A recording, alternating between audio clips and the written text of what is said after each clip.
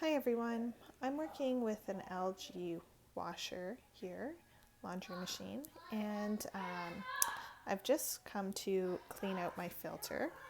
And as I went to open it up, this hose wasn't letting out any of the water like it's supposed to. And instead, when I turned the filter, all the water was pouring out and collecting into this towel, which is why I have the towel underneath to catch the water from going too far back. Anyway, as I was feeling this hose, it felt pretty firm in this section. So it turned out that I had a clog. And what was in that clog was all this sand and grit. So in order to unclog this hose, I went to our kitchen and got a turkey baster.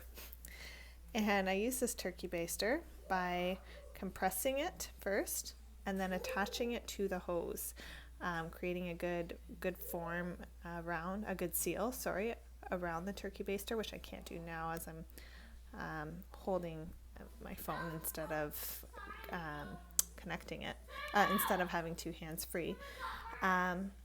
Anyway, and I left it. I walked away for a few minutes, and slowly this, the suction from the turkey baster started to open up, and all that debris went into the turkey baster. So if you find yourself in this situation where you have your hose clogged, which you are supposed to drain monthly,